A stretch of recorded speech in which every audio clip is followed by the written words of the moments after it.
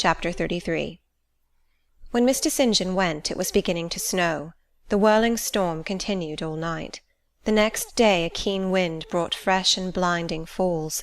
By twilight the valley was drifted up and almost impassable.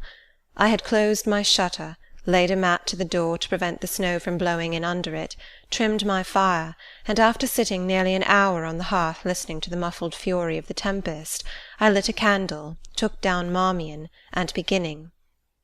They set on Norham's castle steep, and Tweed's fair river broad and deep, and Cheviot's mountains lone, the massive towers the dungeon keep, the flanking walls that round them sweep, in yellow lustre shone. I soon forgot storm in music. I heard a noise. The wind, I thought, shook the door. No, it was St. John Rivers, who, lifting the latch, came in out of the frozen hurricane, the howling darkness, and stood before me, the cloak that covered his tall figure all white as a glacier. I was almost in consternation, so little had I expected any guest from the blocked-up vale that night. "Any ill news?" I demanded. "Has anything happened?" "No. How very easily alarmed you are," he answered, removing his cloak and hanging it up against the door, towards which he again coolly pushed the mat which his entrance had deranged. He stamped the snow from his boots. "I shall sully the purity of your floor," said he, "but you must excuse me for once." Then he approached the fire. "I have had hard work to get here, I assure you," he observed, as he warmed his hands over the flame. "One drift took me up to the waist. Happily the snow is quite soft yet." "But why are you come?" I could not forbear saying. "Rather an inhospitable question to put to a visitor, but since you ask it, I answer simply to have a little talk with you. I got tired of my mute books and empty rooms. Besides, since yesterday I have experienced the excitement of a person to whom a tale has been half told, and who is impatient to hear the sequel." He sat down. I recalled his singular conduct of yesterday, and really I began to fear his wits were touched. If he were insane, however, this was a very cool and collected insanity. I had never seen that handsome-featured face of his look more like chiselled marble than it did just now, as he put aside his snow-wet hair from his forehead, and let the firelight shine free on his pale brow and cheek as pale, where it grieved me to discover the hollow trace of care or sorrow now so plainly graved. I waited, expecting he would say something I could at least comprehend, but his hand was now at his chin, his finger on his lip. He was thinking. It struck me that his hand looked wasted like his face. A perhaps uncalled-for gush of pity came over my heart. I was moved to say, "I wish Diana or Mary would come and live with you. It is too bad that you should be quite alone, and you are recklessly rash about your own health." "Not at all," said he. "I care for myself when necessary. I am well now. What do you see amiss in me?" This was said with a careless, abstracted indifference, which showed that my solicitude was, at least in his opinion, wholly superfluous. I was silenced. He still slowly moved his finger over his upper lip, and still his eye dwelt dreamily on the glowing grate. Thinking it urgent to say something, I asked him presently if he felt any cold draught from the door which was behind him. "No, no," he responded, shortly and somewhat testily. "Well," I reflected, "if you won't talk, you may be still. I'll let you alone now, and return to my book." So I snuffed the candle and resumed the perusal of Marmion. He soon stirred. My eye was instantly drawn to his movements. He only took out a morocco pocket-book, thence produced a letter, which he read in silence, folded it, put it back, relapsed into meditation. It was vain to try to read with such an inscrutable fixture before me, nor could I, in impatience, consent to be dumb. He might rebuff me if he liked, but talk I would. "Have you heard from Diana and Mary lately?" "Not since the letter I showed you a week ago." "There has not been any change made about your own arrangements? You will not be summoned to leave England sooner than you expected?" "I fear not, indeed. Such chance is too good to befall me." Baffled so far, I changed my ground. I bethought myself to talk about the school and my scholars. "Mary Garrett's mother is better, and Mary came back to school this morning, and I shall have 4 new girls next week from the Foundry Close. They would have come to-day but for the snow." "Indeed?" "Mr. Oliver pays for 2. "Does he?" He means to give the whole school a treat at Christmas. I know. Was it your suggestion? No. Whose, then? His daughter's, I think. It is like her. She is so good-natured. Yes. Again came the blank of a pause. The clock struck 8 strokes. It aroused him. He uncrossed his legs, sat erect, and turned to me. "Leave your book a moment and come a little nearer the fire," he said. Wondering, and of my wonder finding no end, I complied. "Half an hour ago," he pursued, "I spoke of my impatience to hear the sequel of a tale. On reflection, I find the matter will be better managed by my assuming the narrator's part, and converting you into a listener. Before commencing, it is but fair to warn you that the story will sound somewhat hackneyed in your ears, but stale tales often regain a degree of freshness when they pass through new lips. For the rest, whether trite or novel, it is short. 20 years ago, a poor curate, never mind his name at the moment, fell in love with a rich man's daughter. She fell in love with him, and married him, against the advice of all her friends, who consequently disowned her immediately after the wedding. Before 2 years passed, the rash pair were both dead, and laid quietly side by side under one slab. I have seen their grave. It formed part of the pavement of a huge churchyard surrounding the grim, soot-blacked old cathedral of an overgrown manufacturing town in Blankshire. They left a daughter, which, at its very birth, Charity received in her lap, cold as that of the snowdrift I almost stuck fast in to-night. Charity carried the friendless thing into the house of its rich maternal relations. It was reared by an aunt-in-law, called, I come to names now, Mrs. Reed of Gateshead. You start. Did you hear a noise? I dare say it is only a rat scrambling down the rafters of the adjoining schoolroom. It was a barn before I had it repaired and altered, and barns are generally haunted by rats. To proceed. Mrs. Reed kept the orphan 10 years. Whether it was happy or not with her I cannot say, never having been told, but at the end of that time she transferred it to a place you know, being no other than Lowood School, where you so long resided yourself. It seems her career there was very honourable. From a pupil she became a teacher, like yourself. Really, it strikes me there are parallel points in her history and yours. She left it to be a governess. There again your fates were analogous. She undertook the education of the ward of a certain Mr. Rochester. Mr. Rivers, I interrupted. I can guess your feelings, he said, but restrain them for a while. I have nearly finished. Hear me to the end.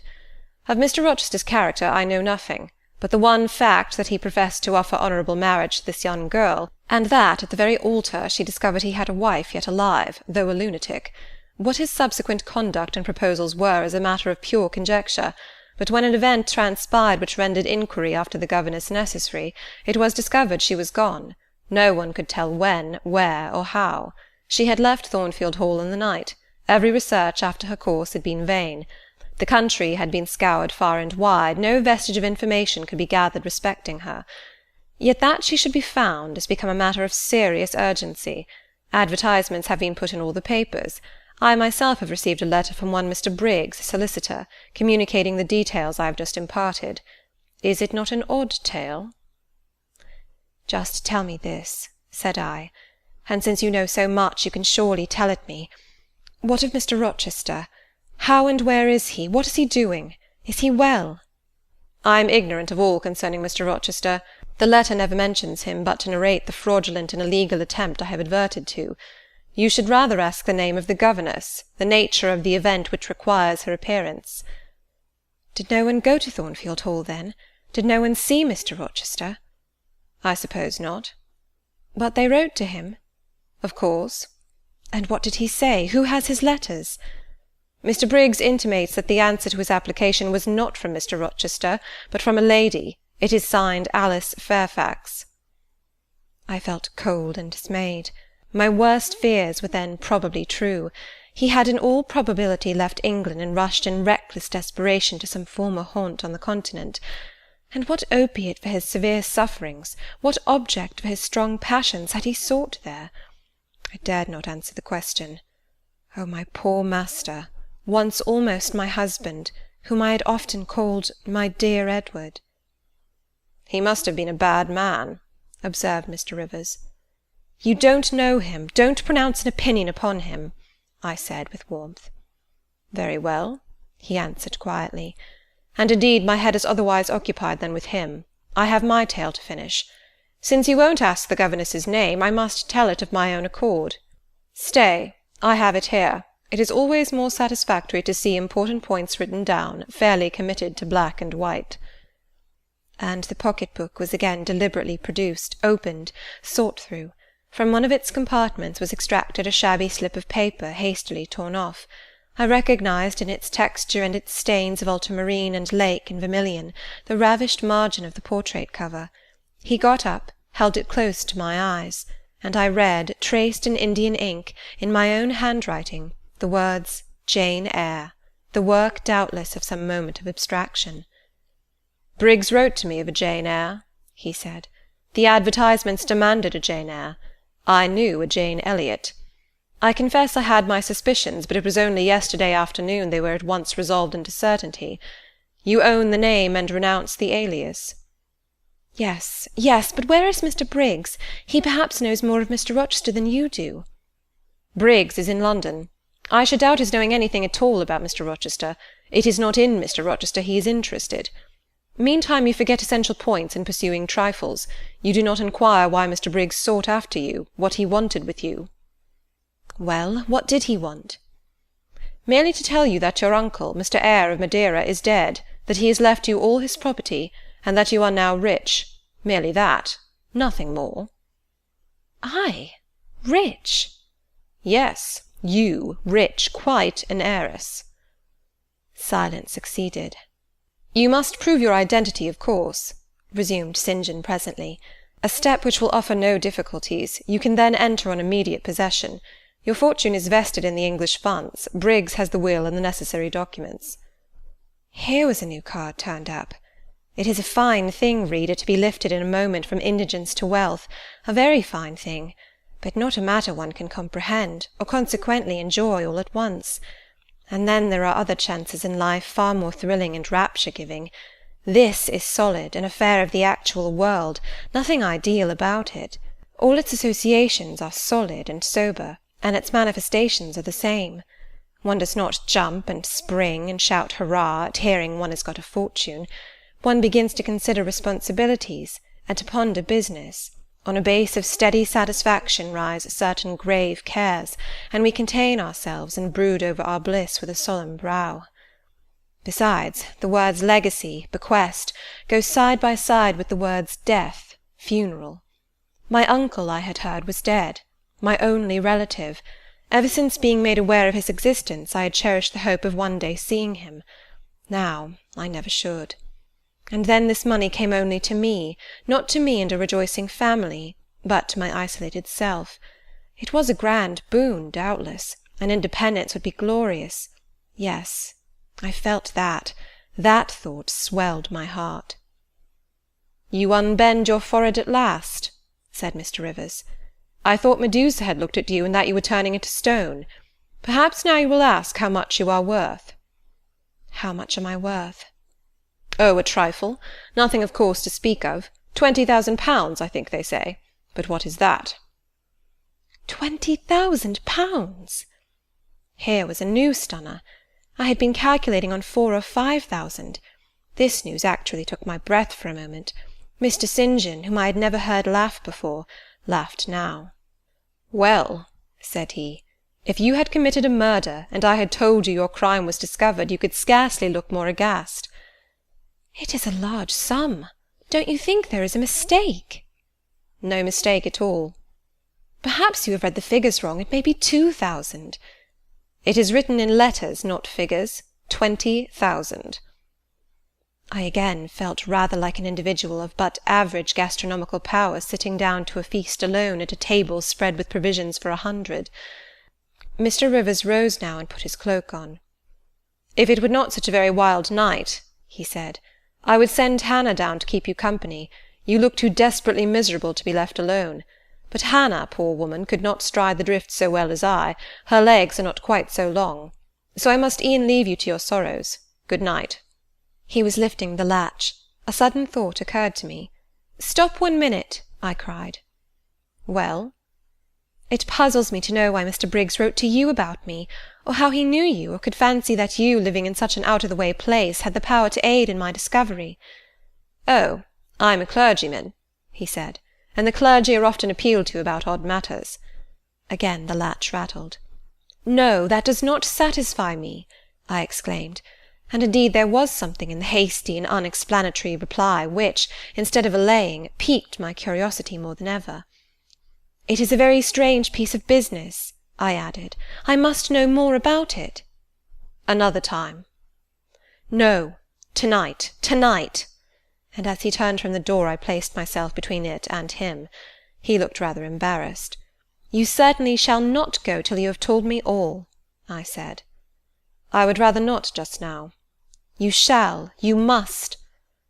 "I would rather Diana or Mary informed you." Of course these objections wrought my eagerness to a climax. Gratified it must be, and that without delay, and I told him so. "But I apprized you that I was a hard man," said he, "difficult to persuade." "And I am a hard woman, impossible to put off." "And then," he pursued, "I am cold, no fervour infects me." "Whereas I am hot, and fire dissolves ice. The blaze there has thawed all the snow from your cloak. By the same token it has streamed on to my floor, and made it like a trampled street. As you hope ever to be forgiven, Mr. Rivers, the high crime and misdemeanour of spoiling a sanded kitchen, tell me what I wish to know." "Well then," he said, "I yield, if not to your earnestness, then to your perseverance, as stone is worn by continual dropping. Besides, you must know some day, as well now as later. Your name is Jane Eyre?" "Of course, that was all settled before." "You are not perhaps aware that I am your namesake, that I was christened St. John Eyre Rivers?" "No, indeed. I remember now seeing the letter E comprised in your initials written in books you have at different times lent me, but I never asked for what name it stood. But what then? Surely—" I stopped. I could not trust myself to entertain, much less to express, the thought that had rushed upon me, that embodied itself, that in a second stood out a strong, solid probability. Circumstances knit themselves, fitted themselves, shot into order. The chain that had been lying hitherto a formless lump of links was drawn out straight, every ring was perfect, the connection complete. I knew by instinct how the matter stood, before St. John had said another word, but I cannot expect the reader to have the same intuitive perception, so I must repeat his explanation. "My mother's name was Eyre. She had 2 brothers, one a clergyman who married Miss Jane Reed of Gateshead, the other John Eyre, Esquire, merchant late of Funchal, Madeira. Mr. Briggs, being Mr. Eyre's solicitor, wrote to us last August to inform us of our uncle's death, and to say that he had left his property to his brother, the clergyman's orphan daughter, overlooking us, in consequence of a quarrel never forgiven between him and my father. He wrote again a few weeks since, to intimate that the heiress was lost, and asking if we knew anything of her. A name casually written on a slip of paper has enabled me to find her out. You know the rest." Again he was going, but I set my back against the door. "Do let me speak," I said. "Let me have one moment to draw breath and reflect." I paused. He stood before me, hat in hand, looking composed enough. I resumed. "Your mother was my father's sister?" "Yes." "My aunt, consequently?" He bowed. "My Uncle John was your Uncle John. You, Diana, and Mary are his sister's children, as I am his brother's child?" "Undeniably." "You 3, then, are my cousins. Half our blood on each side flows from the same source." "We are cousins, yes." I surveyed him. It seemed I had found a brother, one I could be proud of, one I could love, and 2 sisters, whose qualities were such that, when I knew them but as mere strangers, they had inspired me with genuine affection and admiration. The 2 girls, on whom, kneeling down on the wet ground, and looking through the low latticed window of Moor House kitchen, I had gazed with so bitter a mixture of interest and despair, were my near kinswomen, and the young and stately gentleman who had found me almost dying at his threshold was my blood relation. Glorious discovery to a lonely wretch! This was wealth indeed, wealth to the heart, a mine of pure genial affections. This was a blessing, bright, vivid, and exhilarating, not like the ponderous gift of gold, rich and welcome enough in its way, but sobering from its weight. I now clapped my hands in sudden joy, my pulse bounded, my veins thrilled. "Oh, I am glad, I am glad!" I exclaimed. St. John smiled. "Did I not say you neglected essential points to pursue trifles?" he asked. "You were serious when I told you you had got a fortune, and now, for a matter of no moment, you are excited." "What can you mean? It may be of no moment to you. You have sisters and don't care for a cousin. But I had nobody, and now 3 relations, or 2 if you don't choose to be counted, are born into my world full grown. I say again, I am glad." I walked fast through the room. I stopped, half suffocated with the thoughts that rose faster than I could conceive, comprehend, settle them. Thoughts of what might, could, would, and should be, and that ere long. I looked at the blank wall. It seemed a sky thick with ascending stars. Every one lit me to a purpose or delight. Those who had saved my life, whom, till this hour, I had loved barrenly, I could now benefit. They were under a yoke, I could free them. They were scattered, I could reunite them. The independence, the affluence which was mine, might be theirs too. Were we not 4? 20,000 shared equally would be 5,000 each. Justice, enough and to spare. Justice would be done, mutual happiness secured. Now the wealth did not weigh on me. Now it was not mere bequest of coin. It was a legacy of life, hope, enjoyment. How I looked while these ideas were taking my spirit by storm I cannot tell, but I perceived soon that Mr. Rivers had placed a chair behind me, and was gently attempting to make me sit down on it. He also advised me to be composed. I scorned the insinuation of helplessness and distraction, shook off his hand, and began to walk about again. "Write to Diana and Mary to-morrow," I said, "and tell them to come home directly. Diana said they would both consider themselves rich with £1,000, so with 5,000 they will do very well." "Tell me where I can get you a glass of water," said St. John. "You really must make an effort to tranquillize your feelings." "Nonsense! And what sort of an effect will the bequest have on you? Will it keep you in England, induce you to marry Miss Oliver, and settle down like an ordinary mortal?" "You wander. Your head becomes confused. I have been too abrupt in communicating the news. It has excited you beyond your strength." "Mr. Rivers, you quite put me out of patience. I am rational enough. It is you who misunderstand, or rather who affect to misunderstand."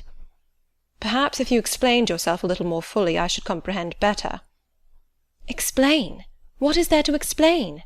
You cannot fail to see that £20,000, the sum in question, divided equally between the nephew and 3 nieces of our uncle, will give 5,000 to each. What I want is, that you should write to your sisters and tell them of the fortune that has accrued to them. To you, you mean." "I have intimated my view of the case. I am incapable of taking any other. I am not brutally selfish, blindly unjust, or fiendishly ungrateful. Besides, I am resolved I will have a home and connections. I like Moor House, and I will live at Moor House. I like Diana and Mary, and I will attach myself for life to Diana and Mary. It would please and benefit me to have £5,000. It would torment and oppress me to have 20,000, which, moreover, could never be mine in justice, though it might be in law. I abandon to you, then, what is absolutely superfluous to me. Let there be no opposition and no discussion about it. Let us agree amongst each other and decide the point at once." "This is acting on first impulses. You must take days to consider such a matter, ere your word can be regarded as valid." "Oh, if all you doubt is my sincerity, I am easy. You see the justice of the case." "I do see a certain justice, but it is contrary to all custom. Besides, the entire fortune is your right. My uncle gained it by his own efforts. He was free to leave it to whom he would. He left it to you.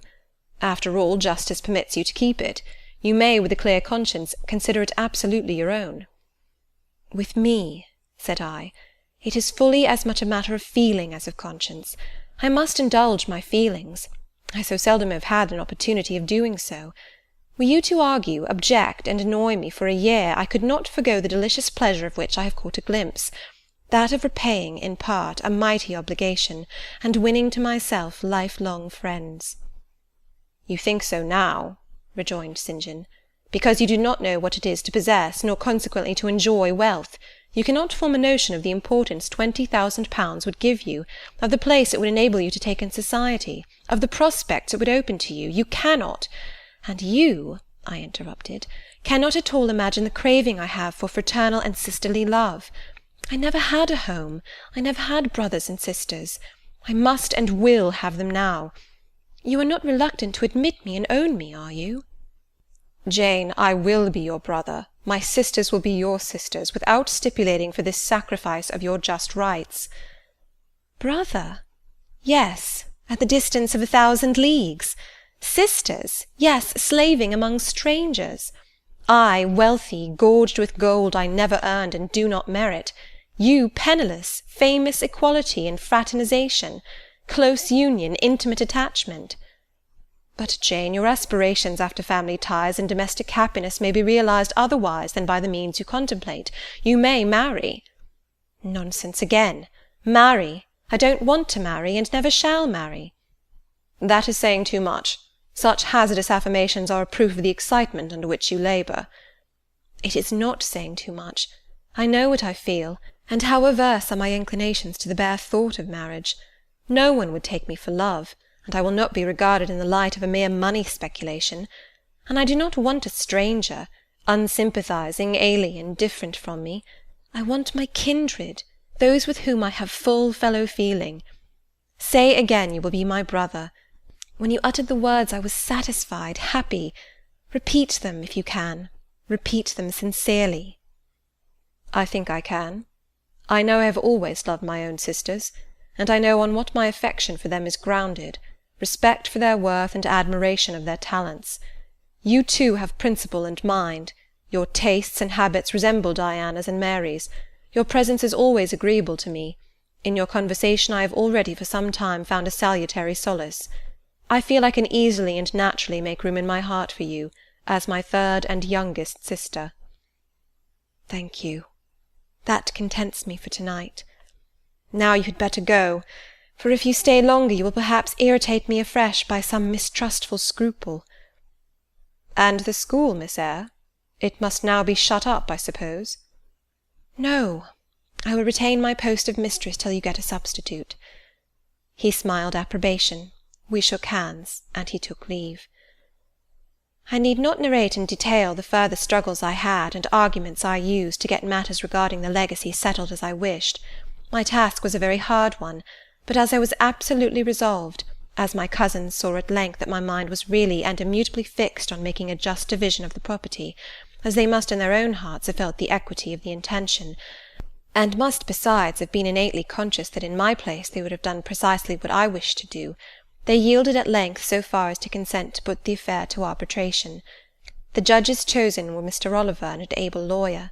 Both coincided in my opinion. I carried my point. The instruments of transfer were drawn out. St. John, Diana, Mary, and I, each became possessed of a competency. End of chapter 33. Chapter 34. It was near Christmas by the time all was settled. The season of general holiday approached. I now closed Morton's school, taking care that the parting should not be barren on my side. Good fortune opens the hand as well as the heart wonderfully, and to give somewhat when we have largely received is but to afford a vent to the unusual ebullition of the sensations. I had long felt with pleasure that many of my rustic scholars liked me, and when we parted, that consciousness was confirmed.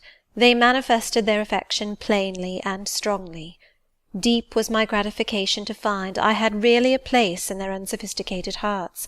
I promised them that never a week should pass in future that I did not visit them, and give them an hour's teaching in their school.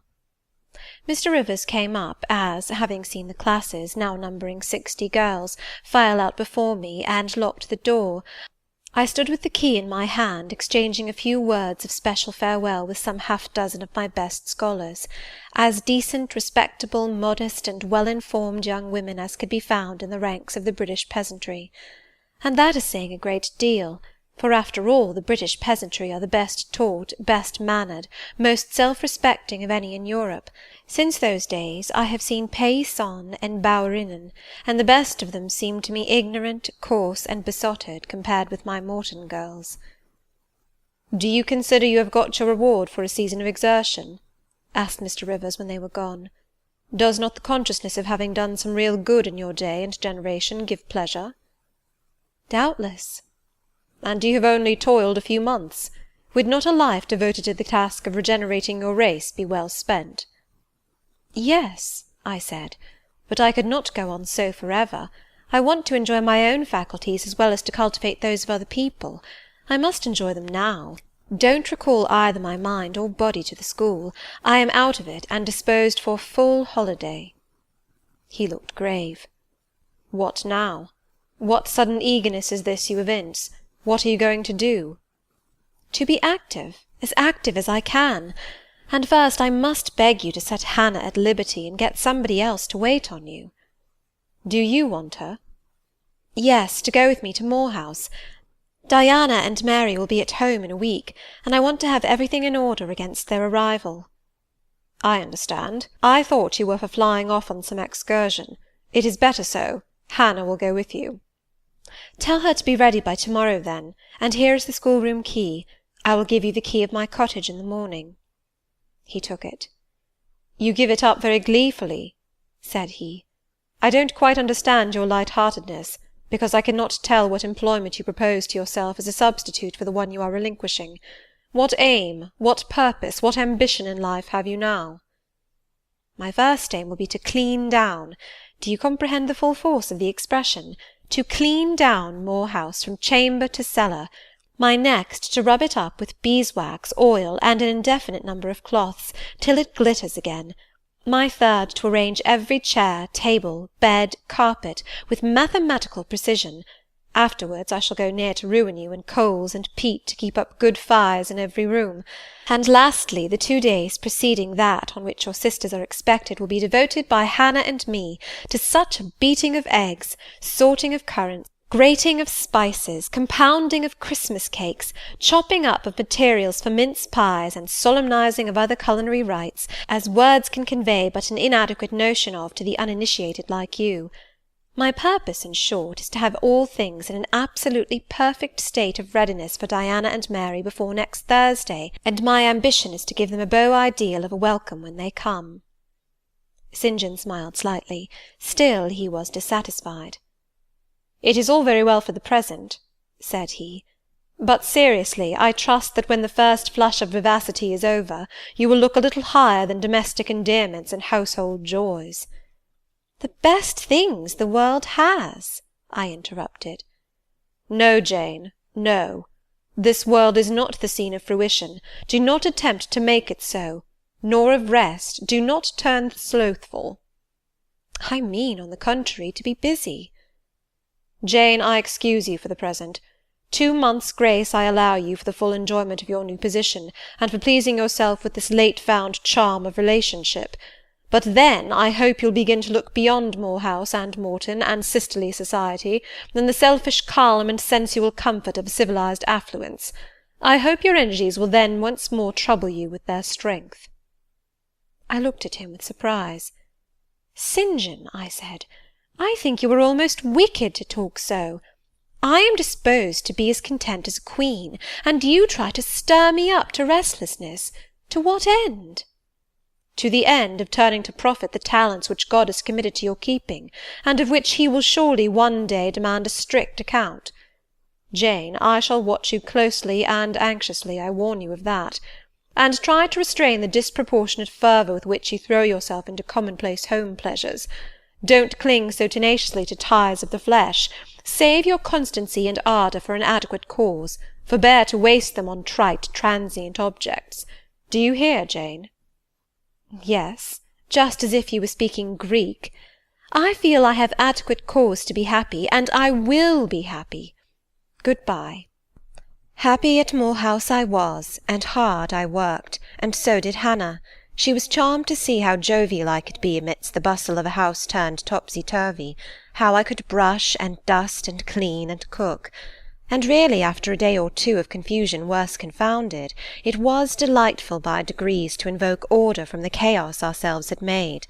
I had previously taken a journey to S. to purchase some new furniture, my cousins having given me carte blanche to effect what alterations I pleased, and a sum having been set aside for that purpose.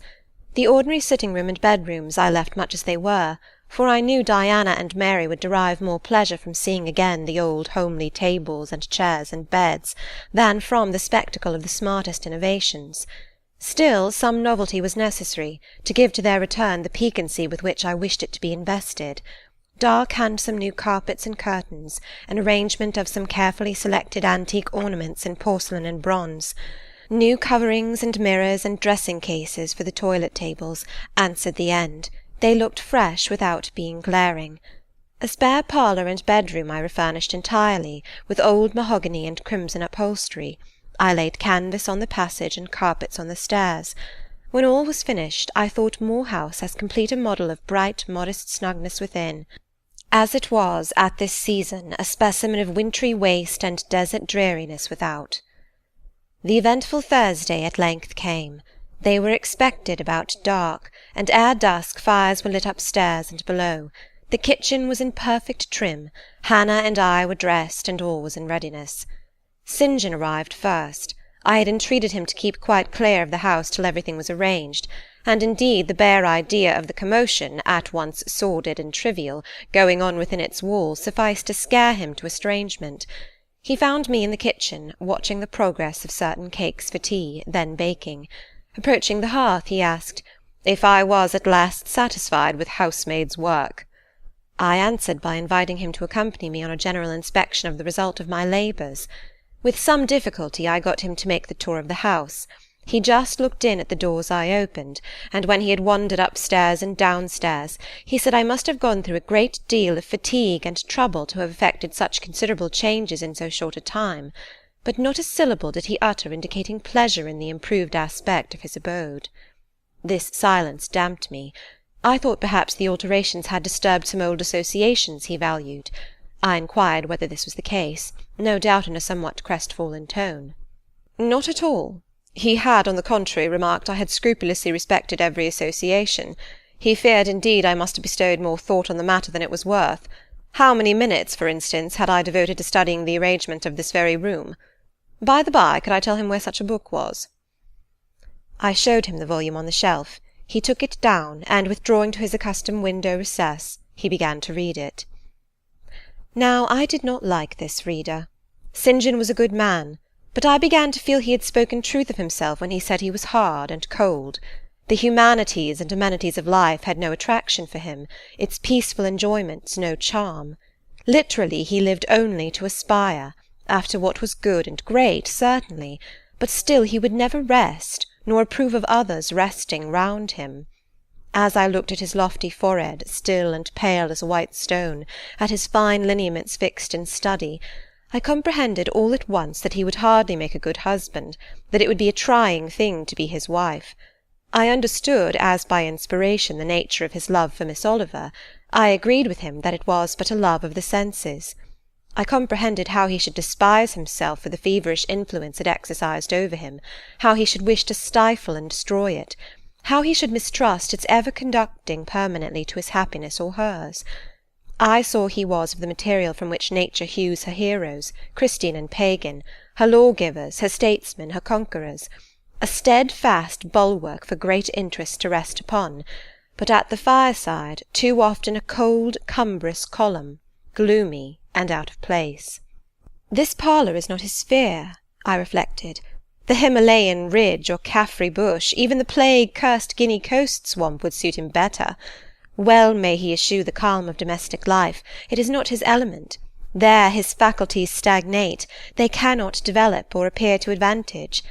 It is in scenes of strife and danger, where courage is proved and energy exercised and fortitude tasked, that he will speak and move, the leader and superior. A merry child would have the advantage of him on this hearth. He is right to choose a missionary's career. I see it now. "They are coming! They are coming!" cried Hannah, throwing open the parlour door. At the same moment old Carlo barked joyfully. Out I ran. It was now dark, but a rumbling of wheels was audible. Hannah soon had a lantern lit. The vehicle had stopped at the wicket. The driver opened the door. First one well-known form, then another stepped out. In a minute I had my face under their bonnets, in contact first with Mary's soft cheek, then with Diana's flowing curls. They laughed, kissed me, then Hannah, patted Carlo, who was half wild with delight, asked eagerly if all was well, and being assured in the affirmative, hastened into the house. They were stiff with their long and jolting drive from Whitcross, and chilled with the frosty night air, but their pleasant countenances expanded to the cheerful firelight. While the driver and Hannah brought in the boxes, they demanded St. John. At this moment he advanced from the parlour. They both threw their arms round his neck at once. He gave each one quiet kiss, said in a low tone a few words of welcome, stood a while to be talked to, and then, intimating that he supposed they would soon rejoin him in the parlour, withdrew there as to a place of refuge. I had lit their candles to go upstairs, but Diana had first to give hospitable orders respecting the driver. This done, both followed me. They were delighted with the renovation and decorations of their rooms, with the new drapery and fresh carpets and rich tinted china vases.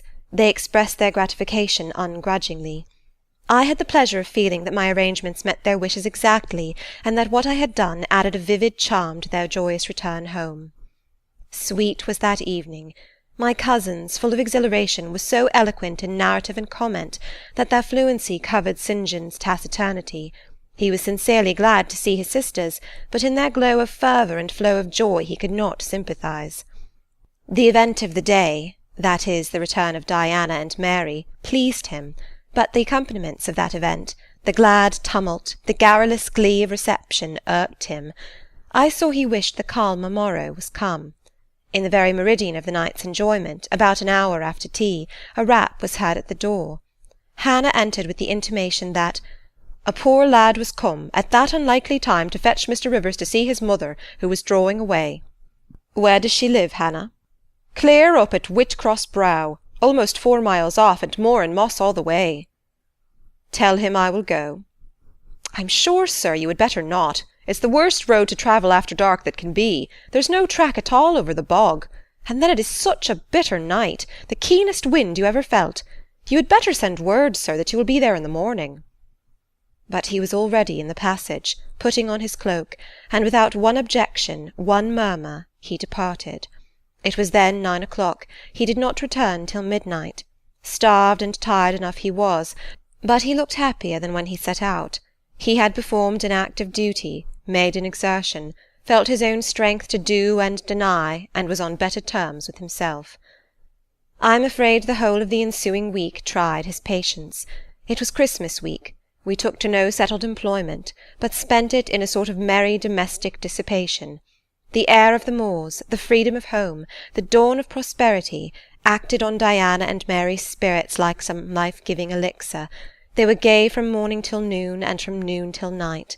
They could always talk, and their discourse, witty, pithy, original, had such charms for me that I preferred listening to and sharing in it to doing anything else. St. John did not rebuke our vivacity, but he escaped from it. He was seldom in the house, his parish was large, the population scattered, and he found daily business in visiting the sick and poor in its different districts. One morning at breakfast, Diana, after looking a little pensive for some minutes, asked him if his plans were yet unchanged. "Unchanged and unchangeable," was the reply, and he proceeded to inform us that his departure from England was now definitively fixed for the ensuing year. "And Rosamond Oliver?" suggested Mary, the words seeming to escape her lips involuntarily. For no sooner had she uttered them than she made a gesture as if wishing to recall them. St. John had a book in his hand. It was his unsocial custom to read at meals. He closed it and looked up. "Rosamond Oliver," said he, "is about to be married to Mr. Granby, one of the best connected and most estimable residents in S., grandson and heir to Sir Frederick Granby. I had the intelligence from her father yesterday." His sisters looked at each other and at me. We all three looked at him. He was serene as glass. "The match must have been got up hastily," said Diana. "They cannot have known each other long." "But 2 months. They met in October at the county ball at S. But where there are no obstacles to a union, as in the present case, where the connection is in every point desirable, delays are unnecessary. They will be married as soon as S. Place, which Sir Frederick gives up to them, can be refitted for their reception. The first time I found St. John alone after this communication, I felt tempted to inquire if the event distressed him, but he seemed so little to need sympathy, that, so far from venturing to offer him more, I experienced some shame at the recollection of what I had already hazarded. Besides, I was out of practice in talking to him. His reserve was again frozen over, and my frankness was congealed beneath it. He had not kept his promise of treating me like his sisters. He continually made little chilling differences between us, which did not at all tend to the development of cordiality. In short, now that I was acknowledged his kinswoman, and lived under the same roof with him, I felt the distance between us to be far greater than when he had known me only as the village schoolmistress. When I remembered how far I had once been admitted to his confidence, I could hardly comprehend his present frigidity.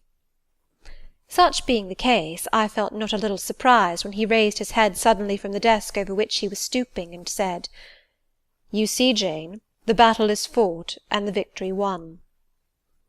Startled at being thus addressed, I did not immediately reply. After a moment's hesitation, I answered, "But are you sure you are not in the position of those conquerors whose triumphs have cost them too dear? Would not such another ruin you?"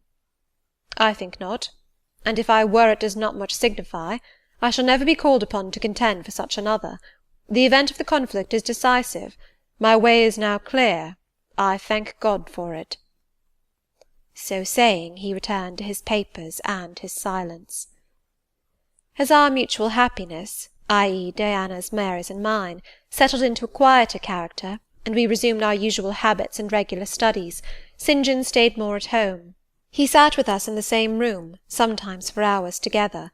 While Mary drew, Diana pursued a course of encyclopedic reading she had, to my awe and amazement, undertaken, and I fagged away at German. He pondered a mystic lore of his own, that of some Eastern tongue, the acquisition of which he thought necessary to his plans. Thus engaged, he appeared, sitting in his own recess, quiet and absorbed enough, but that blue eye of his had a habit of leaving the outlandish-looking grammar, and wandering over, and sometimes fixing upon us, his fellow-students, with a curious intensity of observation. If caught, it would be instantly withdrawn, yet ever and anon it returned searchingly to our table. I wondered what it meant. I wondered, too, at the punctual satisfaction he never failed to exhibit on an occasion that seemed to me of small moment, namely, my weekly visit to Morton School. And still more was I puzzled, when, if the day was unfavourable, if there was snow or rain or high wind, and his sisters urged me not to go, he would invariably make light of their solicitude, and encourage me to accomplish the task without regard to the elements. "Jane is not such a weakling as you would make her," he would say. "She can bear a mountain blast, or a shower, or a few flakes of snow, as well as any of us. Her constitution is both sound and elastic, better calculated to endure variations of climate than many more robust." And when I returned, sometimes a good deal tired, and not a little weather-beaten, I never dared complain, because I saw that to murmur would be to vex him. On all occasions fortitude pleased him. The reverse was a special annoyance. One afternoon, however, I got leave to stay at home, because I really had a cold. His sisters were gone to Morton in my stead. I sat reading Schiller, he deciphering his crabbed oriental scrolls. As I exchanged a translation for an exercise, I happened to look his way. There I found myself under the influence of the ever-watchful blue eye. How long it had been searching me through, and over, I cannot tell. So keen was it, and yet so cold, I felt for the moment superstitious, as if I was sitting in the room with something uncanny. "Jane, what are you doing?" "Learning German." "I want you to give up German, and learn Hindostani." "You are not in earnest?" "In such earnest that I must have it so, and I will tell you why." He then went on to explain that Hindostani was the language he was himself at present studying, that as he advanced he was apt to forget the commencement, that it would assist him greatly to have a pupil with whom he might again and again go over the elements, and so fix them thoroughly in his mind, that his choice had hovered for some time between me and his sisters, but that he had fixed on me because he saw I could sit at the task the longest of the three. Would I do him this favour? I should not, perhaps, have to make the sacrifice long, as it wanted now barely 3 months to his departure. St. John was not a man to be lightly refused. You felt that every impression made on him, either for pain or pleasure, was deep-graved and permanent. I consented. When Diana and Mary returned, the former found her scholar transferred from her to her brother. She laughed, and both she and Mary agreed that St. John should never have persuaded them to such a step. He answered quietly, "I know it." I found him a very patient, very forbearing, and yet an exacting master. He expected me to do a great deal, and when I fulfilled his expectations, he in his own way fully testified his approbation.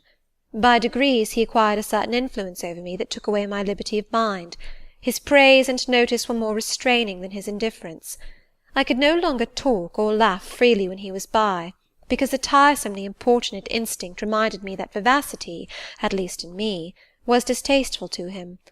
I was so fully aware that only serious moods and occupations were acceptable, that in his presence every effort to sustain or follow any other became vain. I fell under a freezing spell. When he said go, I went; come, I came; do this, I did it. But I did not love my servitude. I wished many a time he had continued to neglect me. One evening, when at bedtime his sisters and I stood round him, bidding him good night, he kissed each of them as was his custom, and as was equally his custom, he gave me his hand. Diana, who chanced to be in a frolicsome humour, she was not painfully controlled by his will, for hers in another way was as strong, exclaimed, "St. John, you used to call Jane your third sister, but you don't treat her as such. You should kiss her too." She pushed me towards him. I thought Diana very provoking, and felt uncomfortably confused, and while I was thus thinking and feeling, St. John bent his head. His Greek face was brought to a level with mine, his eyes questioned my eyes piercingly. He kissed me. There are no such things as marble kisses or ice kisses, or I should say my ecclesiastical cousin's salute belonged to one of these classes, but there may be experiment kisses, and his was an experiment kiss. When given, he viewed me to learn the result. It was not striking. I am sure I did not blush. Perhaps I might have turned a little pale, for I felt as if this kiss were a seal affixed to my fetters. He never omitted the ceremony afterwards, and the gravity and quiescence with which I underwent it seemed to invest it for him with a certain charm. As for me, I daily wished more to please him. But to do so I felt daily more and more that I must disown half my nature, stifle half my faculties, wrest my tastes from their original bent, force myself to the adoption of pursuits for which I had no natural vocation. He wanted to train me to an elevation I could never reach. It racked me hourly to aspire to the standard he uplifted. The thing was as impossible as to mould my irregular features to his correct and classic pattern, to give my changeable green eyes the sea-blue tint and solemn lustre of his own. Not his ascendancy alone, however, held me in thrall at present. Of late it had been easy enough for me to look sad. A cankering evil sat at my heart, and drained my happiness at its source, the evil of suspense. Perhaps you think I had forgotten Mr. Rochester, reader, amidst these changes of place and fortune. Not for a moment. His idea was still with me, because it was not a vapour sunshine could disperse, nor a sand-traced effigy storms could wash away. It was a name graven on a tablet, fated to last as long as the marble it inscribed. The craving to know what had become of him followed me everywhere. When I was at Morton, I re-entered my cottage every evening to think of that, and now at Moor House I sought my bedroom each night to brood over it. In the course of my necessary correspondence with Mr. Briggs about the will, I had inquired if he knew anything of Mr. Rochester's present residence and state of health, but as St. John had conjectured, he was quite ignorant of all concerning him. I then wrote to Mrs. Fairfax, entreating information on the subject. I had calculated with certainty on this step answering my end. I felt sure it would elicit an early answer. I was astonished when a fortnight passed without reply, but when 2 months wore away, and day after day the post arrived and brought nothing for me, I fell a prey to the keenest anxiety. I wrote again. There was a chance of my first letter having missed. Renewed hope followed renewed effort. It shone like the former for some weeks. Then, like it, it faded, flickered. Not a line, not a word reached me. When half a year wasted in vain expectancy, my hope died out, and then I felt dark indeed. A fine spring shone round me, which I could not enjoy. Summer approached. Diana tried to cheer me. She said I looked ill, and wished to accompany me to the sea-side. This St. John opposed. He said I did not want dissipation, I wanted employment. My present life was too purposeless. I required an aim. And, I suppose, by way of supplying deficiencies, he prolonged still further my lessons in Hindostani, and grew more urgent in requiring their accomplishment. And I, like a fool, never thought of resisting him. I could not resist him. One day I had come to my studies in lower spirits than usual. The ebb was occasioned by a poignantly felt disappointment. Hannah had told me in the morning there was a letter for me, and when I went down to take it, almost certain that the long-looked-for tidings were vouchsafed me at last, I found only an unimportant note from Mr. Briggs on business. The bitter check had wrung from me some tears, and now, as I sat poring over the crabbed characters and flourishing tropes of an Indian scribe, my eyes filled again. St. John called me to his side to read. In attempting to do this, my voice failed me, words were lost in sobs. He and I were the only occupants of the parlour. Diana was practising her music in the drawing-room, Mary was gardening. It was a very fine May day, clear, sunny, and breezy. My companion expressed no surprise at this emotion, nor did he question me as to its cause. He only said, "We will wait a few minutes, Jane, till you are more composed." And while I smothered the paroxysm with all haste, he sat calm and patient, leaning on his desk, and looking like a physician watching with the eye of science an expected and fully understood crisis in a patient's malady. Having stifled my sobs, wiped my eyes, and muttered something about not being very well that morning, I resumed my task, and succeeded in completing it. St. John put away my books and his, locked his desk, and said, "Now, Jane, you shall take a walk, and with me." "I will call Diana and Mary." "No, I want only one companion this morning, and that must be you. Put on your things, go out by the kitchen door, take the road towards the head of Marsh Glen. I will join you in a moment." I know no medium. I never in my life have known any medium in dealing with positive hard characters antagonistic to my own, between absolute submission and determined revolt. I have always faithfully observed the one, up to the very moment of bursting, sometimes with volcanic vehemence, into the other; and as neither present circumstances warranted, nor my present mood inclined me to mutiny, I observed careful obedience to St. John's directions, and in 10 minutes I was treading the wild track of the glen, side by side with him. The breeze was from the west. It came over the hills, sweet with scents of heath and rush. The sky was of stainless blue. The stream descending the ravines swelled with past spring rains, poured along plentiful and clear, catching golden gleams from the sun and sapphire tints from the firmament. As we advanced and left the track, we trod a soft turf, mossy fine and emerald green, minutely enamelled with a tiny white flower, and spangled with a star-like yellow blossom. The hills meantime shut us quite in, for the glen, towards its head, wound to their very core. "Let us rest here," said St. John as we reached the first stragglers of a battalion of rocks, guarding a sort of pass, beyond which the beck rushed down a waterfall, and where, still a little further, the mountain shook off turf and flower, had only heath for raiment and crag for gem, where it exaggerated the wild to the savage, and exchanged the fresh for the frowning, where it guarded the forlorn hope of solitude, and a last refuge for silence. I took a seat. St. John stood near me. He looked up the pass and down the hollow. His glance wandered away with the stream, and returned to traverse the unclouded heaven which coloured it. He removed his hat, let the breeze stir his hair and kiss his brow. He seemed in communion with the genius of the haunt. With his eye he bade farewell to something. "And I shall see it again," he said aloud, "in dreams when I sleep by the Ganges, and again in a more remote hour, when another slumber overcomes me, on the shore of a darker stream." Strange words of a strange love, an austere patriot's passion for his fatherland. He sat down. For half an hour we never spoke, neither he to me nor I to him. That interval past, he recommenced. "Jane, I go in 6 weeks. I have taken my berth in an East Indiaman which sails on the 20th of June." "God will protect you. for you have undertaken his work," I answered. "Yes," he said, "there is my glory and joy. I am the servant of an infallible master. I am not going out under human guidance, subject to the defective laws and erring control of my feeble fellow-worms. My king, my lawgiver, my captain is the all-perfect. It seems strange to me that all round me do not burn to enlist under the same banner, to join in the same enterprise." "All have not your powers, and it would be folly for the feeble to wish to march with the strong." "I do not speak of the feeble, or think of them. I address only such as are worthy of the work and content to accomplish it." "Those are few in number, and difficult to discover." "You say truly.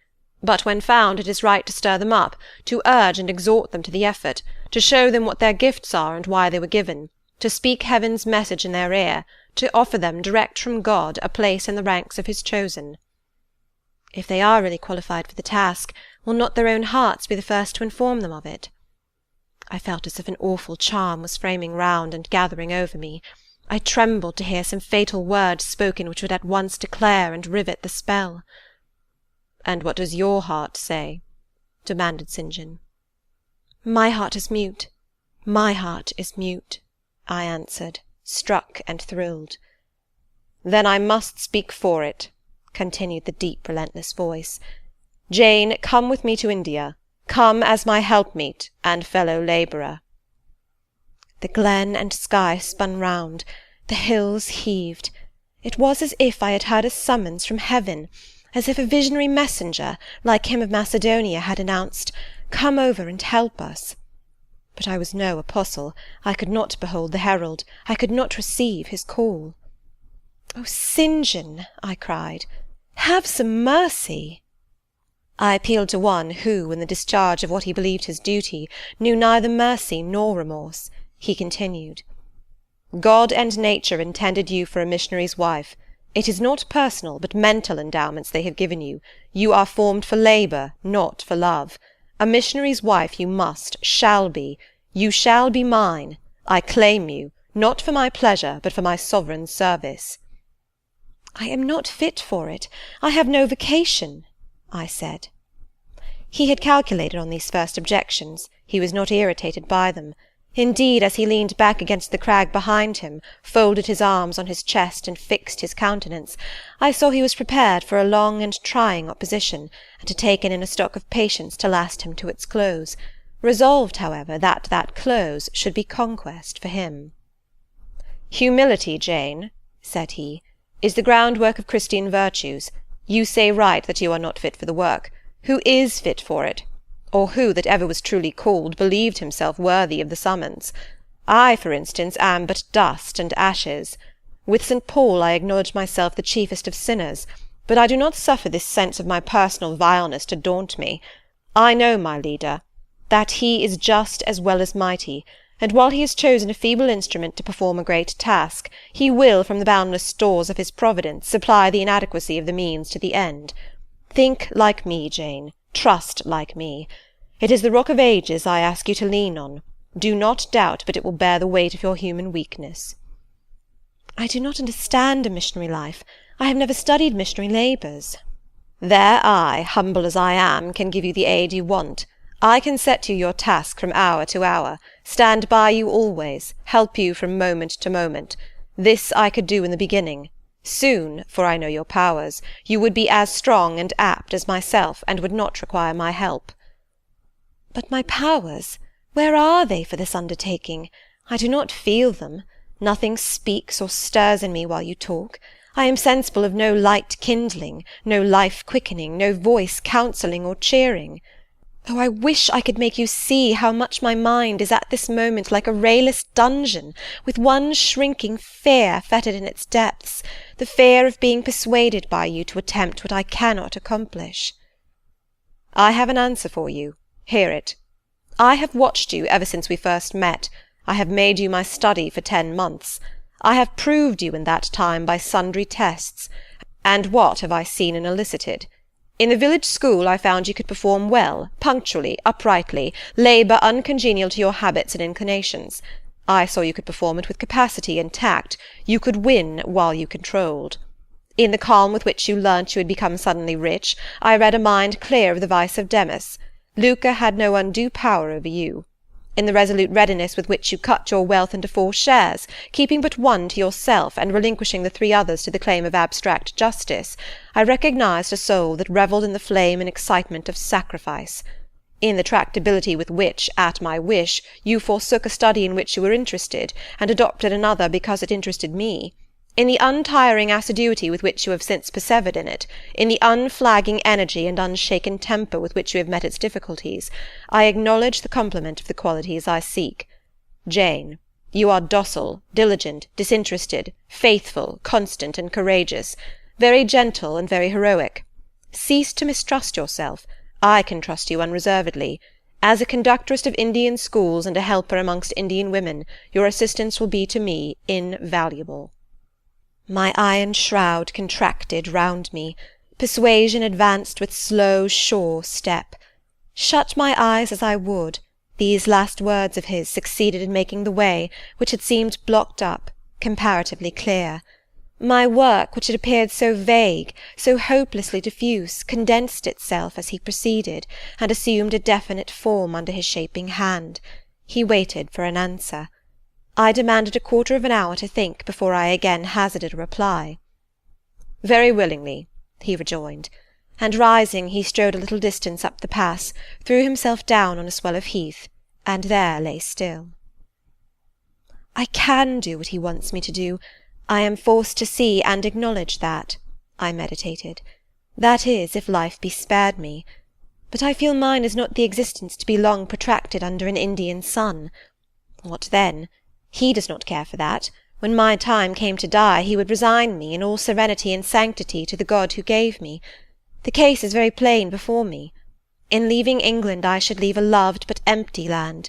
Mr. Rochester is not there, and if he were, what is, and what can that ever be to me? My business is to live without him now. Nothing so absurd, so weak as to drag on from day to day as if I were waiting some impossible change in circumstances which might reunite me to him. Of course, as St. John once said, I must seek another interest in life to replace the one lost. Is not the occupation he now offers me truly the most glorious man can adopt or God assign? Is it not, by its noble cares and sublime results, the one best calculated to fill the void left by uptorn affections and demolished hopes? I believe I must say yes, and yet I shudder. Alas, if I join St. John, I abandon half myself. If I go to India, I go to premature death. And how will the interval between leaving England for India and India for the grave be filled? Oh, I know well. That, too, is very clear to my vision. By straining to satisfy St. John till my sinews ache, I shall satisfy him, to the finest central point and farthest outward circle of his expectations. If I do go with him, if I do make the sacrifice he urges, I will make it absolutely. I will throw all on the altar, heart, vitals, the entire victim. He will never love me, but he shall approve me. I will show him energies he has not yet seen, resources he has never suspected. Yes, I can work as hard as he can, and with as little grudging. Consent, then, to his demand is possible, but for one item, one dreadful item.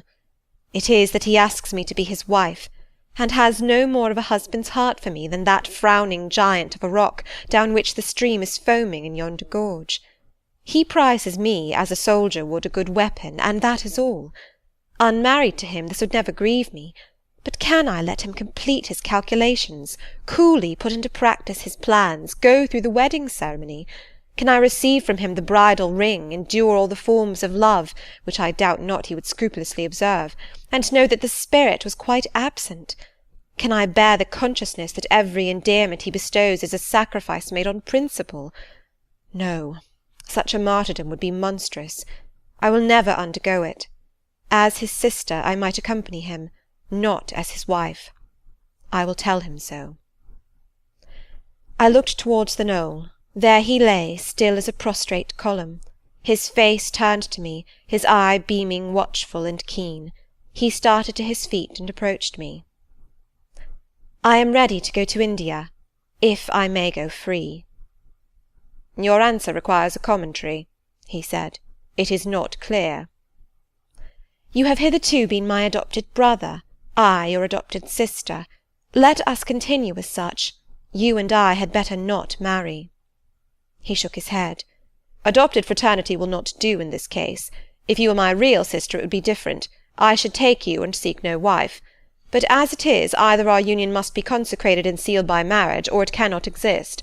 Practical obstacles oppose themselves to any other plan. Do you not see it, Jane? Consider a moment. Your strong sense will guide you." I did consider, and still my sense, such as it was, directed me only to the fact that we did not love each other as man and wife should, and therefore it inferred we ought not to marry. I said so. "St. John," I returned, "I regard you as a brother, you me as a sister, so let us continue." "We cannot, he answered, with short, sharp determination. "It would not do. You have said you will go with me to India. Remember, you have said that." "Conditionally." Well, to the main point. The departure with me from England, the cooperation with me in my future labours, you do not object. You have already as good as put your hand to the plough. You are too consistent to withdraw it. You have but one end to keep in view, how the work you have undertaken can best be done. Simplify your complicated interests, feelings, thoughts, wishes, aims. Merge all considerations in one purpose, that of fulfilling with effect, with power, the mission of your great master. To do so you must have a coadjutor, not a brother, that is a loose tie, but a husband. I, too, do not want a sister. A sister might any day be taken from me. I want a wife, the sole helpmeet I can influence sufficiently in life, and retain absolutely till death." I shuddered as he spoke. I felt his influence in my marrow, his hold on my limbs. "Seek one elsewhere than in me, St. John. Seek one fitted to you." "One fitted to my purpose, you mean, fitted to my vocation. Again, I tell you, it is not the insignificant private individual, the mere man with the man's selfish senses, I wish to mate. It is the missionary." "And I will give the missionary my energies. It is all he wants, but not myself. That would only be adding the husk and shell to the kernel. For them he has no use. I retain them." "You cannot. You ought not. Do you think God will be satisfied with half an oblation? Will he accept a mutilated sacrifice? It is the cause of God I advocate. It is under his standard I enlist you. I cannot accept on his behalf a divided allegiance. It must be entire." "Oh, I will give my heart to God," I said. "You do not want it." I will not swear, reader, that there was not something of repressed sarcasm both in the tone in which I uttered this sentence, and in the feeling that accompanied it. I had silently feared St. John till now, because I had not understood him. He had held me in awe, because he had held me in doubt. How much of him was saint, how much mortal, I could not heretofore tell, but revelations were being made in this conference. The analysis of his nature was proceeding before my eyes. I saw his fallibilities, I comprehended them. I understood that, sitting there where I did on the bank of heath, and with that handsome form before me, I sat at the feet of a man, caring as I. The veil fell from his hardness and despotism. Having felt in him the presence of these qualities, I felt his imperfection, and took courage. I was with an equal, one with whom I might argue, one whom, if I saw good, I might resist. He was silent after I had uttered the last sentence, and I presently risked an upward glance at his countenance. His eye, bent on me, expressed at once stern surprise and keen inquiry. "Is she sarcastic, and sarcastic to me?" it seemed to say. "What does this signify?" "Do not let us forget that this is a solemn matter," he said ere long, "one of which we may neither think nor talk lightly without sin. I trust, Jane, you are in earnest when you say you will serve your heart to God. It is all I want. Once wrench your heart from man and fix it on your Maker. The advancement of that Maker's spiritual kingdom on earth will be your chief delight and endeavour. You will be ready to do at once whatever furthers that end. You will see what impetus would be given to your efforts and mine by our physical and mental union in marriage, the only union that gives a character of permanent conformity to the destinies and designs of human beings, and passing over all minor caprices, all trivial difficulties and delicacies of feeling, all scruple about the degree, kind, strength, or tenderness of mere personal inclination, you will hasten to enter into that union at once." "Shall I?" I said briefly, and I looked at his features, beautiful in their harmony, but strangely formidable in their still severity, at his brow, commanding but not open, at his eyes, bright and deep and searching, but never soft, at his tall imposing figure, and fancied myself in idea his wife. Oh, it would never do. As his curate, his comrade, all would be right. I would cross oceans with him in that capacity, toil under eastern suns and Asian deserts with him in that office, admire and emulate his courage and devotion and vigour, accommodate quietly to his masterhood, smile undisturbed at his ineradicable ambition, discriminate the Christian from the man, profoundly esteem the one and freely forgive the other. I should suffer often, no doubt, attached to him only in this capacity. My body would be under rather a stringent yoke, but my heart and mind would be free. I should still have my unblighted self to turn to, my natural unenslaved feelings with which to communicate in moments of loneliness.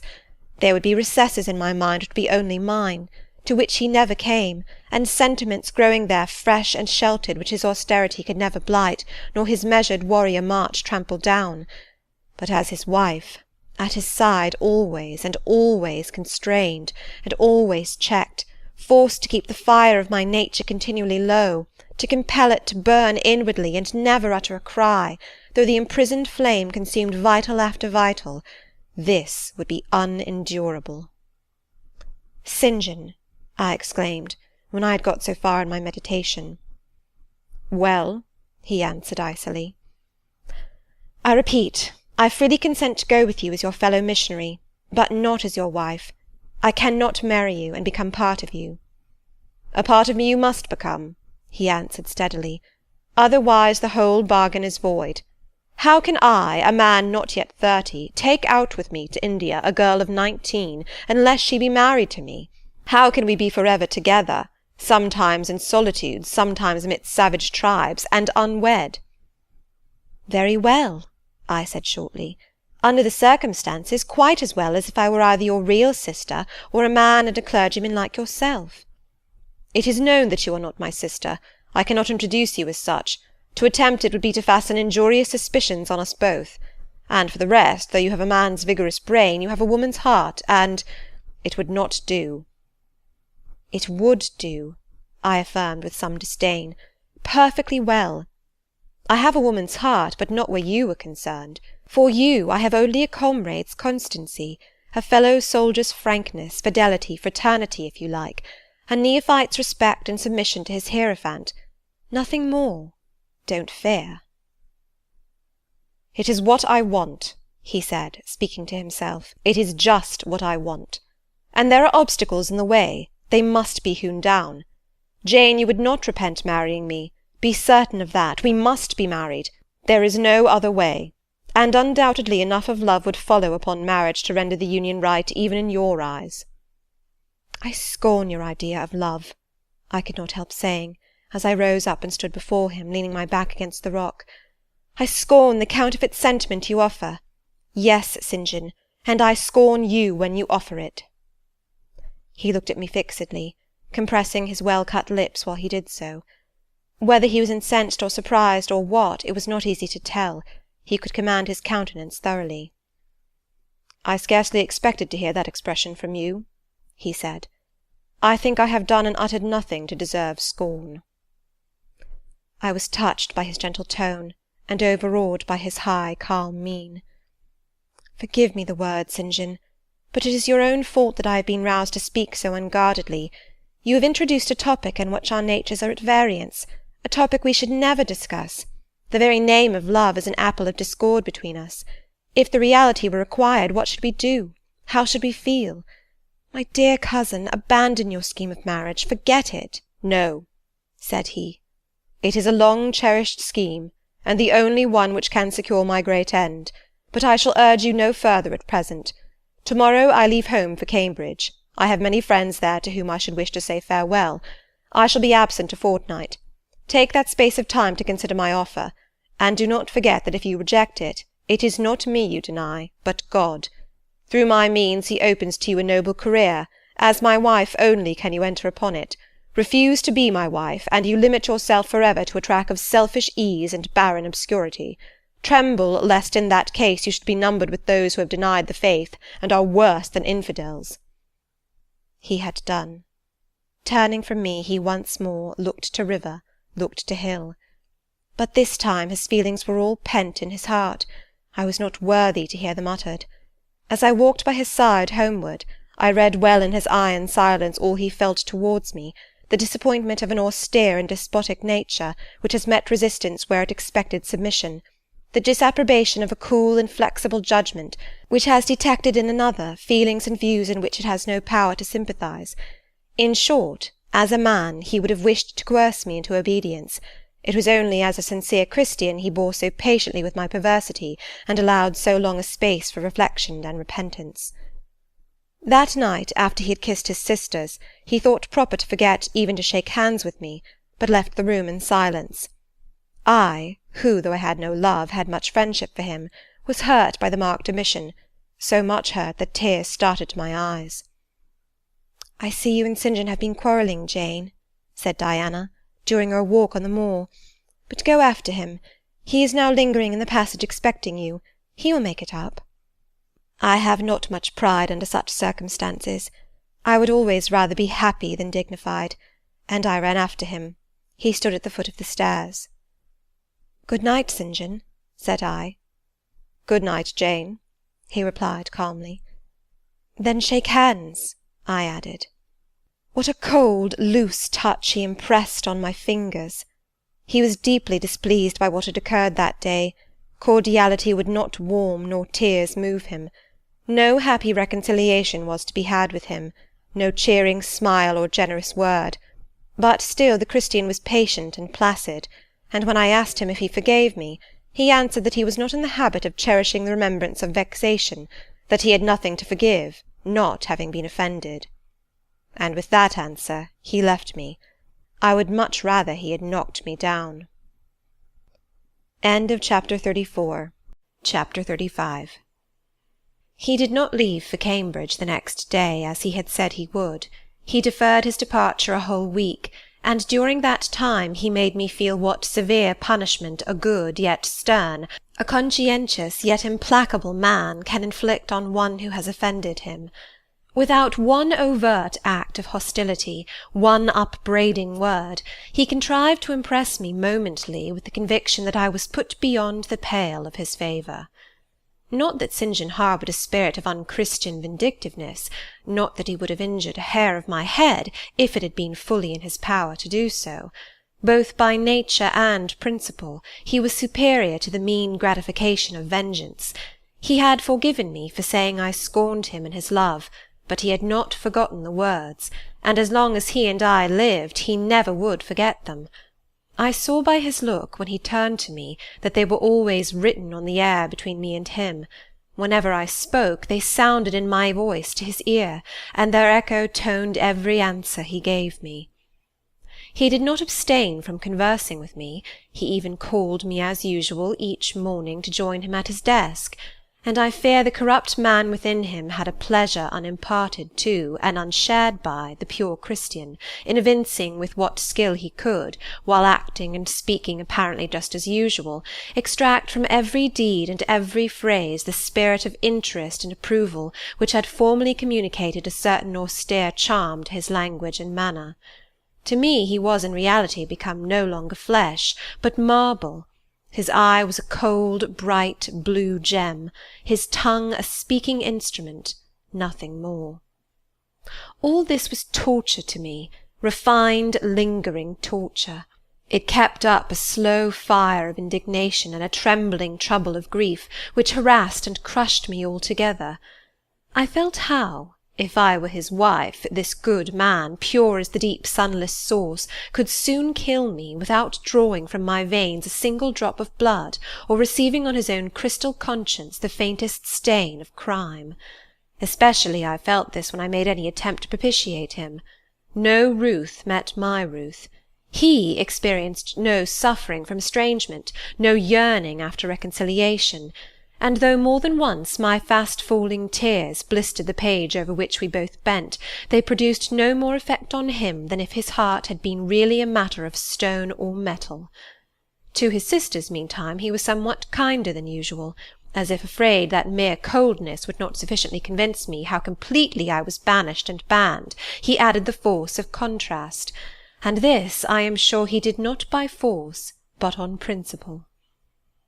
The night before he left home, happening to see him walking in the garden about sunset, and remembering as I looked at him that this man, alienated as he now was, had once saved my life, and that we were near relations, I was moved to make a last attempt to regain his friendship. I went out and approached him as he stood leaning over the little gate. I spoke to the point at once. "St. John, I am unhappy because you are still angry with me. Let us be friends." "I hope we are friends," was the unmoved reply, while he stood watching the rising of the moon, which he had been contemplating as I approached. "No, St. John, we are not friends as we were. You know that." "Are we not? That is wrong. For my part, I wish you no ill and all good."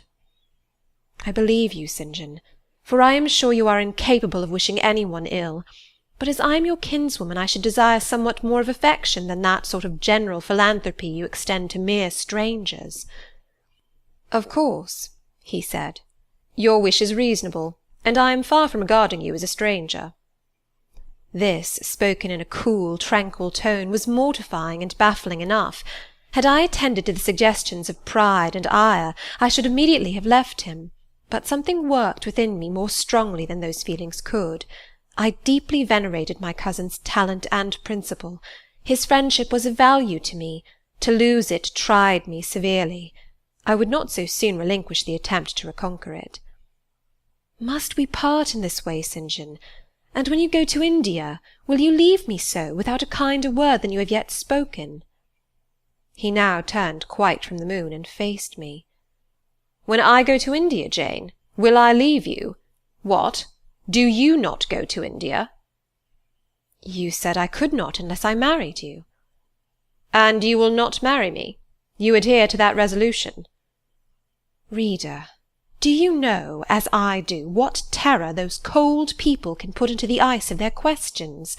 How much of the fall of the avalanche is in their anger, of the breaking up of the frozen sea in their displeasure? No, St. John, I will not marry you. I adhere to my resolution.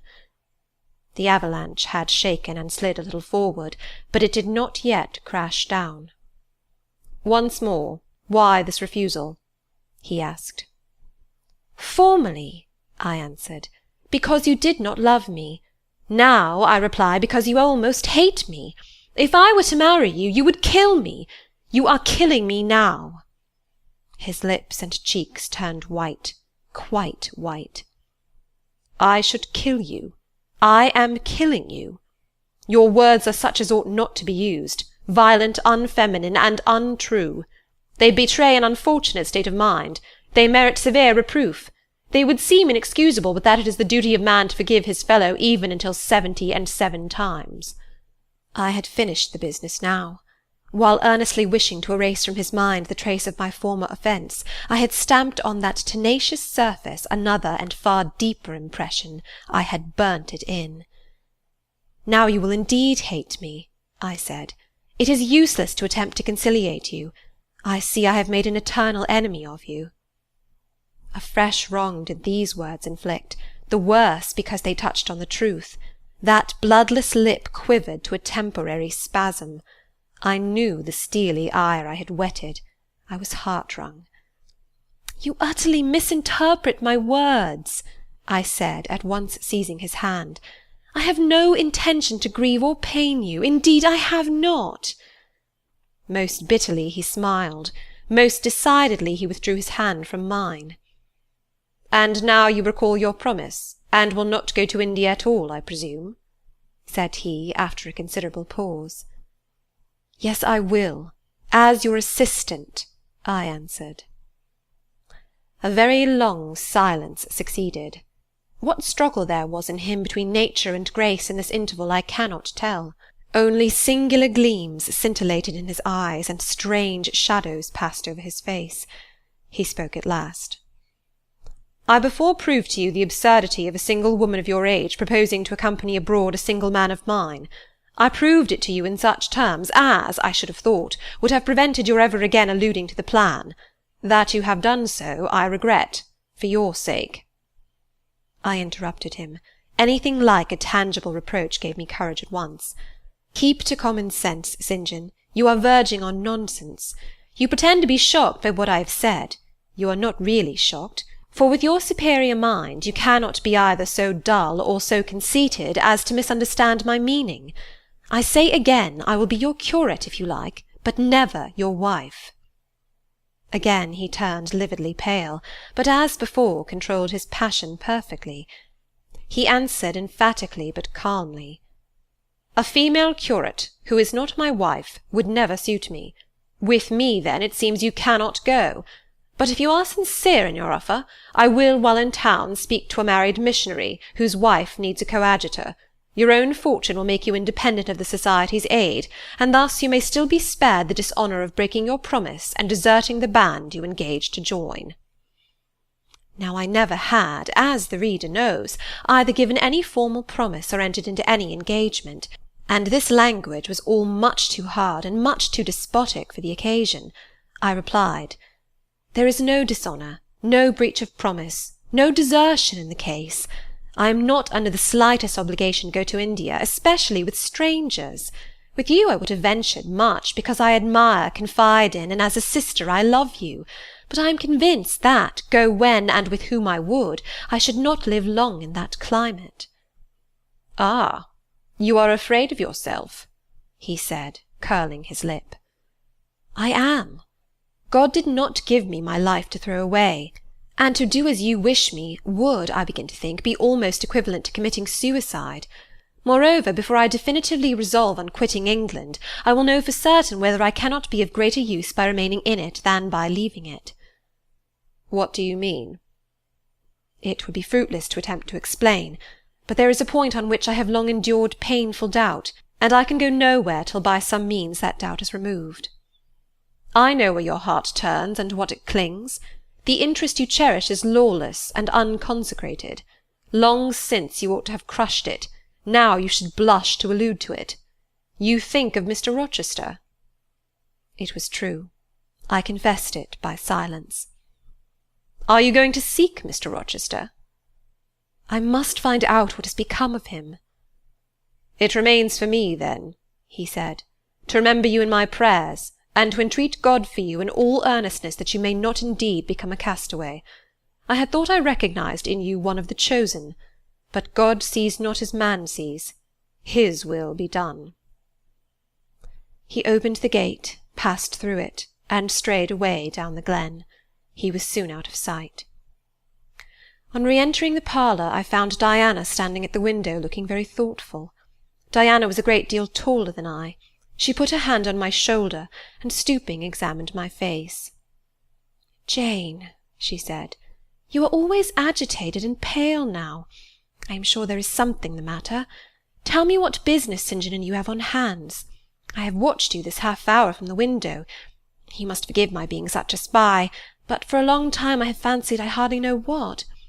St. John is a strange being." She paused. I did not speak. Soon she resumed. "That brother of mine cherishes peculiar views of some sort respecting you, I am sure. He has long distinguished you by a notice and interest he never showed to anyone else. To what end? I wish he loved you. Does he, Jane?" I put her cool hand to my hot forehead. "No, Di, not one whit." "Then why does he follow you so with his eyes, and get you so frequently alone with him, and keep you so continually at his side?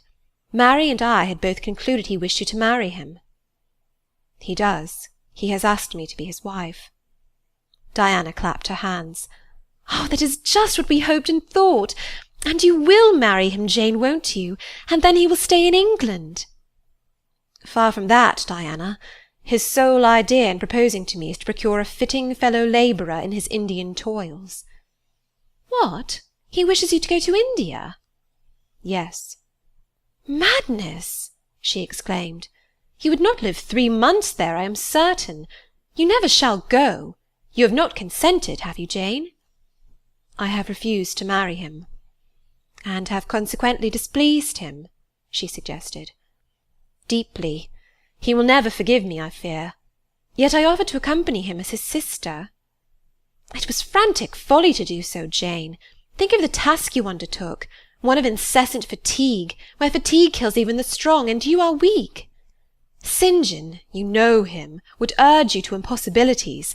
With him there would be no permission to rest during the hot hours, and unfortunately I have noticed whatever he exacts you force yourself to perform. I am astonished you found courage to refuse his hand. You do not love him then, Jane? Not as a husband. Yet he is a handsome fellow. And I am so plain, you see, Di. We should never suit. Plain? You? Not at all. You are much too pretty as well as too good to be grilled alive in Calcutta.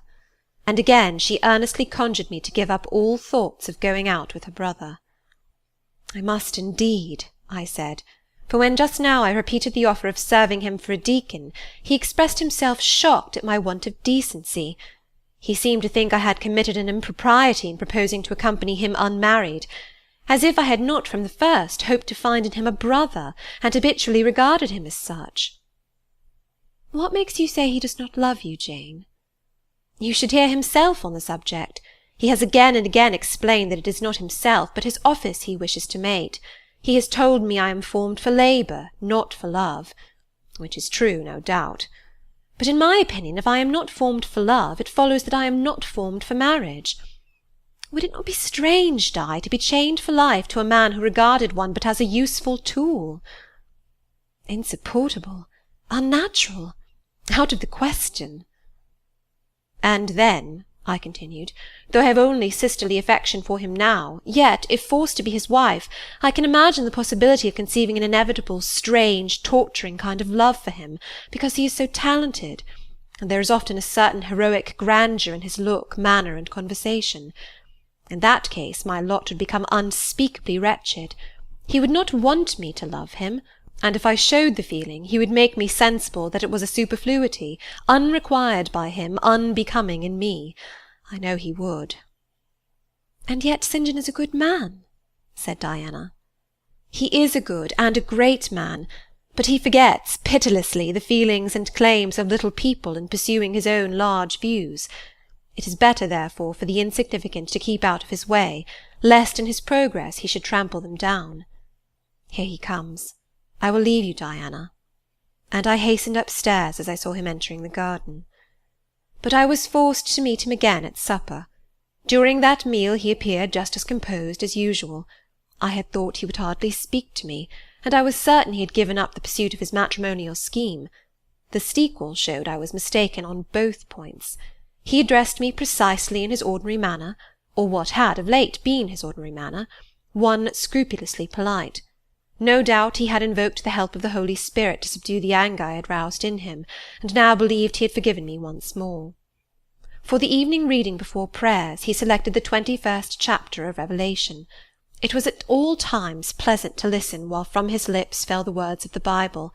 Never did his fine voice sound at once so sweet and full, never did his manner become so impressive in its noble simplicity, as when he delivered the oracles of God. And to-night that voice took a more solemn tone, that manner a more thrilling meaning, as he sat in the midst of his household circle, the May moon shining in through the uncurtained window, and rendering almost unnecessary the light of the candle on the table.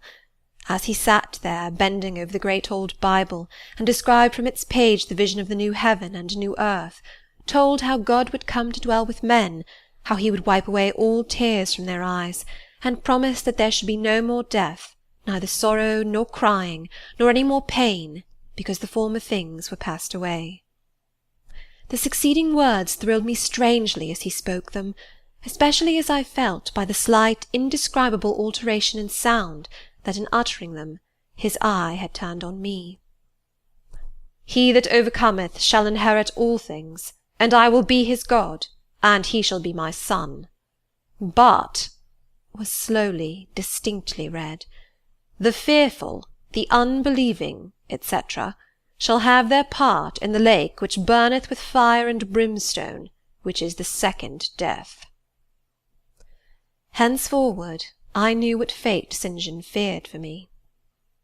A calm, subdued triumph, blent with a longing earnestness, marked his enunciation of the last glorious verses of that chapter.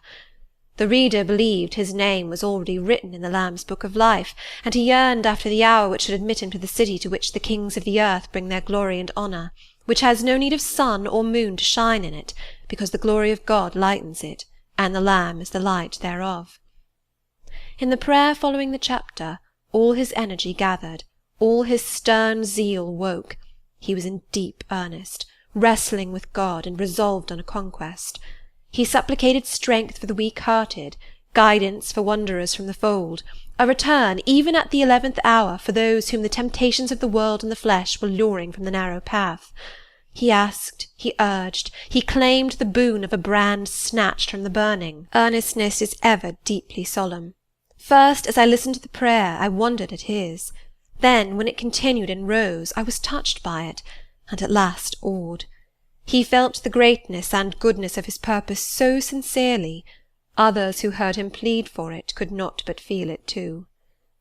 The prayer over, we took leave of him. He was to go at a very early hour in the morning.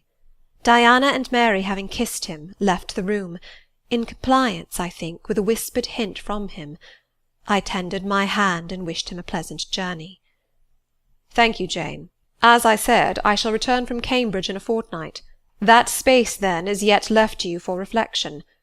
If I listened to human pride, I should say no more to you of marriage with me. But I listen to my duty, and keep steadily in view my very first aim, to do all things to the glory of God. My Master was long-suffering, so will I be. I cannot give you up to perdition as a vessel of wrath. Repent, resolve, while there is yet time. Remember, we are bid to work while it is day, warned that the night cometh when no man shall work. Remember the fate of Dives, who had his good things in this life. God give you strength to choose that better part which shall not be taken from you." He laid his hand on my head as he uttered the last words. He had spoken earnestly, mildly. His look was not indeed that of a lover beholding his mistress, but it was that of a pastor recalling his wandering sheep, or better, of a guardian angel watching the soul for which he is responsible. All men of talent, whether they be men of feeling or not, whether they be zealots or aspirants or despots, provided only they be sincere, have their sublime moments when they subdue and rule.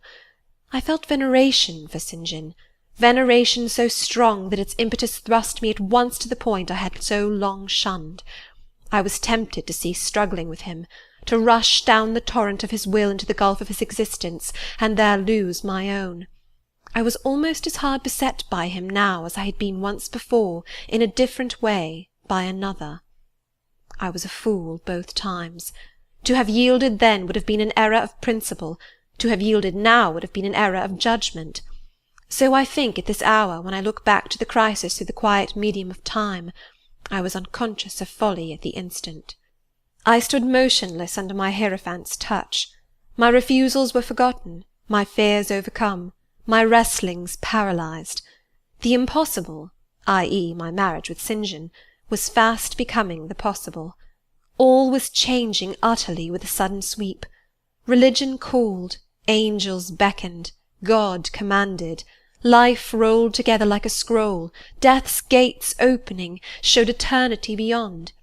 It seemed that for safety and bliss there, all here might be sacrificed in a second. The dim room was full of visions. "Could you decide now?" asked the missionary. The inquiry was put in gentle tones. He drew me to him as gently. Oh, that gentleness! How far more potent is it than force! I could resist St. John's wrath. I grew pliant as a reed under his kindness. Yet I knew all the time, if I yielded now, I should not the less be made to repent, some day, of my former rebellion. His nature was not changed by 1 hour of solemn prayer, it was only elevated. "I could decide if I were but certain," I answered. "Were I but convinced that it is God's will I should marry you, I could vow to marry you here and now, come afterwards what would." "My prayers are heard," ejaculated St. John. He pressed his hand firmer on my head, as if he claimed me. He surrounded me with his arm, almost as if he loved me. I say almost, I knew the difference, for I had felt what it was to be loved. But like him, I had now put love out of the question, and thought only of duty. I contended with my inward dimness of vision, before which clouds yet rolled. I sincerely, deeply, fervently longed to do what was right, and only that. Show me the path, I entreated of heaven. I was excited more than I had ever been, and whether what followed was the effect of excitement the reader shall judge. All the house was still, for I believe all except St. John and myself were now retired to rest. The one candle was dying out. The room was full of moonlight. My heart beat fast and thick. I heard its throb. Suddenly it stood still to an inexpressible feeling that thrilled it through and passed at once to my head and extremities. The feeling was not like an electric shock, but it was quite as sharp, as strange, as startling.